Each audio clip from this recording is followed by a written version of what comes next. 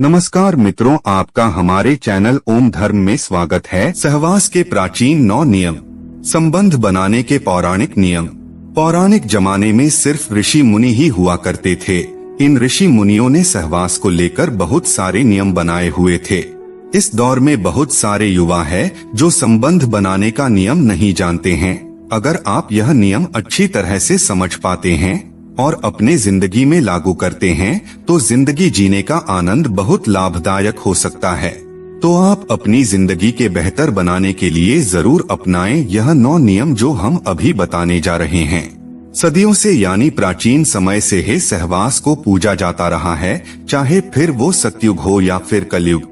दोस्तों, हर युग में संबंध बनाने को लेकर अलग अलग मत रहे हैं।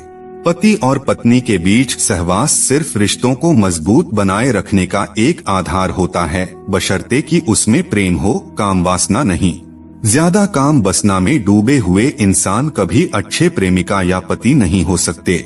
वहीं देखा जाए तो प्राचीन समय में शारीरिक संबंध बनाने की प्रक्रिया को काफी पवित्र समझा जाता था। ऐसा शास्त्रों में कई प्रमाण देखने को मिल जाएगा। उस समय के लोग ज्यादा खुले विचारों के थे और काम से जुड़ी हर समस्या पर बेझिझक बात करते थे। गौरतलब है कि सहवास जैसे विषय पर पहला ग्रंथ कामसूत्र भारत की देन है, जिसे दूसरी सदी में आचार्य वात्स्यायन ने लिखा था। दोस्तों, आप नहीं जानते तो हम बता दें कि सहवास को लेकर कुछ नियम है जिन्हें आत्म कल्याण के लिए जरूर पालन करना चाहिए, ना कि वासना के लिए। आइए जानते हैं क्या है वह नियम जिन्हें अपनाकर हम जीवन को सन्मार्ग पर ले जा सकते हैं। दोस्तों, प्राचीन नियमों के अनुसार सहवास से वंश प्रति, मैत्री लाभ, साहचर्य सुख, मानसिक रूप से विपक्ष, दीर्घायु, शारीरिक और मानसिक स्वास्थ्य सुख की प्राप्ति हासिल की जा सकती है।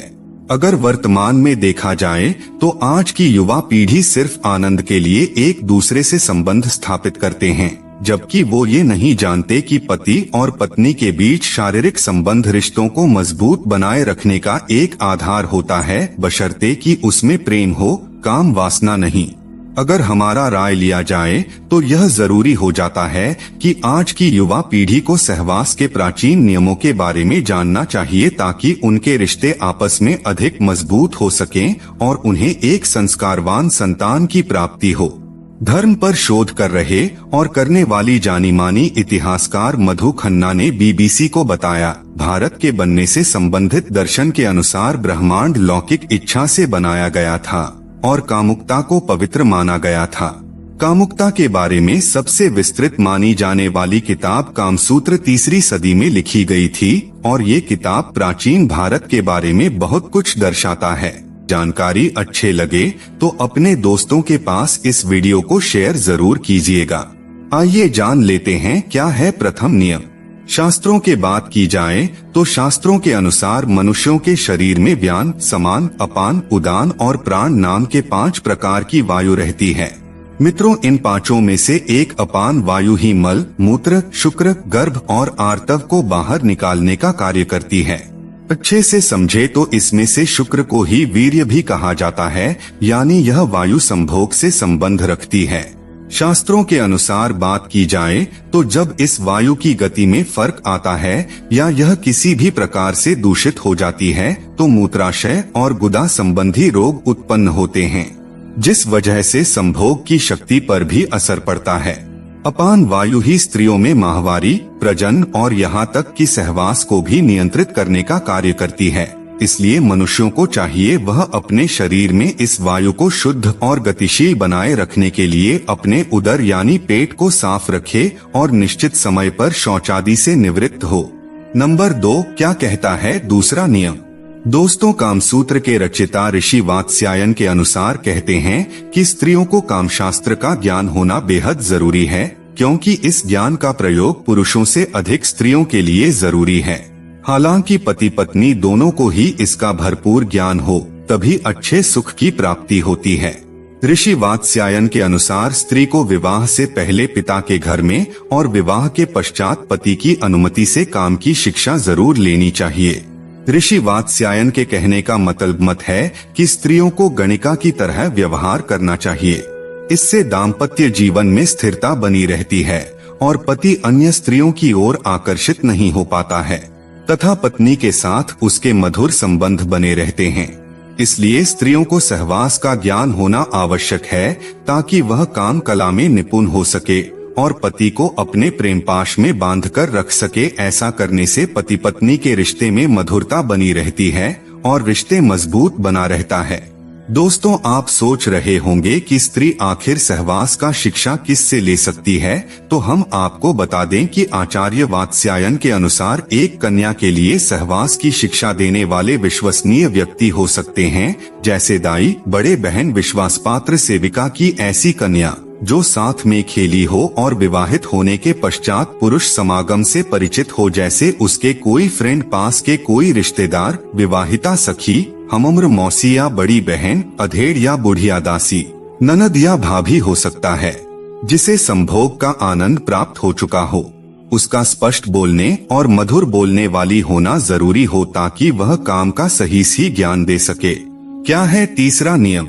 हिंदू शास्त्रों के अनुसार पति पत्नी को रविवार, अमावस्या, पूर्णिमा, चतुर्थी, अष्टमी, संधिकाल, संक्रांति, श्राद्ध पक्ष, श्रावण मास, नवरात्रि और ऋतुकाल आदि में किसी भी रूप में शारीरिक संबंध स्थापित नहीं करनी चाहिए। जो स्त्री पुरुष इस नियम का पालन करते हैं, उनके घर में सुख, शांति, समृद्धि और आपसी प्रेम सहयोग बना रहता है, और जो ऐसा नहीं करते वह अपने घर में गृह कलह और धन की हानि और आकस्मिक घटनाओं को आमंत्रित करने का काम करता है। नंबर 4, चौथा नियम। दोस्तों, रात्रि का पहला प्रहर रतिक्रिया के लिए उचित समय है। अगर इस प्रहर में की गई रतिक्रिया के फलस्वरूप ऐसी संतान प्राप्त होती है जो अपनी प्रवृत्ति एवं संभावनाओं में धार्मिक, सात्विक, अनुशासित, संस्कारवान, माता पिता से प्रेम रखने वाले, लोगों का मदद करने वाले, धर्म का कार्य करने वाले, यशस्वी एवं आज्ञाकारी होती है, शिव का आशीर्वाद प्राप्त होता है, ऐसी संतान की लंबी आयु एवं भाग्य प्रबल होता है। प्रथम प्रहर के बाद ऐसा माना जाता है कि राक्षसगण पृथ्वी लोक के भ्रमण पर निकलते हैं। उसी दौरान जो संबंध स्थापित की गई हो, उससे उत्पन्न होने वाली संतान में राक्षसों के ही समान गुण आने की प्रबल आशंका होती है। पहले प्रहर के बाद रतिक्रिया इसलिए भी अशुभकारी है क्योंकि ऐसा करने से शरीर को कई रोग घेर लेते हैं। व्यक्ति अनिद्रा, मानसिक क्लेश, थकान का शिकार हो सकता है एवं माना जाता है कि भाग्य भी उससे रूठ जाता है, तो काफी सोच समझकर आपको गर्भधारण करना है। पंचम नियम। हिंदू प्राचीन ग्रंथ आयुर्वेद के अनुसार बताया गया है, किसी भी पुरुष को स्त्री के मासिक धर्म के दौरान या किसी रोग संक्रमण होने पर उसके साथ संबंध नहीं बनाना चाहिए। शास्त्रों में यह भी बताया गया है कि यदि वह खुद को संक्रमण या जीवाणुओं से बचाना चाहता है तो सहवास के पहले और बाद में कुछ स्वच्छता नियमों का पालन करना चाहिए। नंबर 6। इन सब के अलावा हिंदू धर्म शास्त्रों में ये भी बताया गया है कि पवित्र स्थान माने जाने वाले वृक्षों के नीचे, सार्वजनिक स्थानों, चौराहों, उद्यान, श्मशान घाट, वध स्थल, औषधालय, मंदिर, गुरु और अध्यापक के निवास स्थान में सहवास नहीं करना चाहिए। यदि कोई व्यक्ति ऐसा करता है तो शास्त्रानुसार उसको इसका बुरा परिणाम भुगतना पड़ता है। कहते हैं इन सभी जगह पर ईश्वर का वास होता है। 7वें नियम।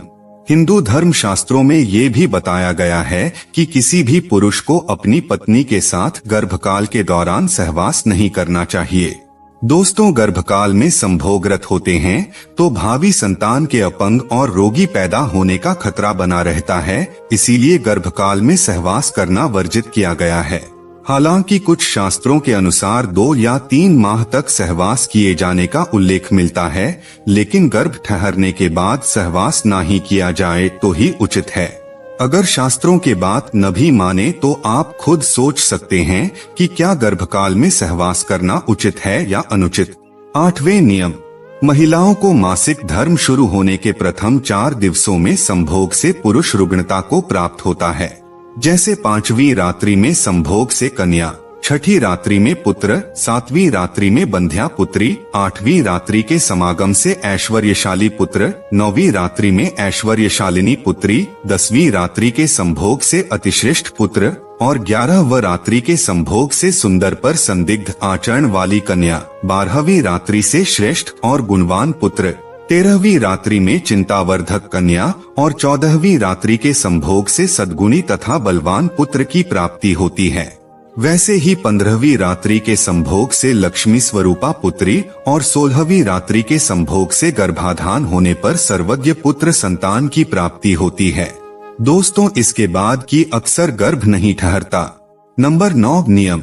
शास्त्र सम्मत है कि सुंदर, दीर्घायु और अच्छे स्वस्थ संतान के लिए गडांत, ग्रहण, सूर्योदय एवं सूर्यास्त काल, निधन नक्षत्र, रिक्ता तिथि, दिवाकाल, भद्रा, पर्वकाल, अमावस्या, श्राद्ध के दिन, गंड तिथि, गंड नक्षत्र तथा 8वें चंद्रमा का त्याग करके शुभ मुहूर्त में संबंध स्थापित करना चाहिए। गर्भाधान के समय गोचर में पति पत्नी के केंद्र एवं त्रिकोण में शुभ ग्रह हों, तीसरे, छठे, 11वें घरों में पाप ग्रह हों, लग्न पर मंगल, गुरु इत्यादि शुभकारक ग्रहों की दृष्टि हो और मासिक धर्म से समरात्रि हो, उस समय सात्विक विचार पूर्वक योग्य पुत्र की कामना से यदि रतिक्रिया की जाए तो निश्चित ही योग्य पुत्र की प्राप्ति होती है। शास्त्रों के अनुसार इस समय में पुरुष का दायां एवं स्त्री का बायां स्वर ही चलना चाहिए। यह अत्यंत अचूक उपाय है। और मित्रों, हमारे चैनल को अवश्य ही सब्सक्राइब करें। धन्यवाद।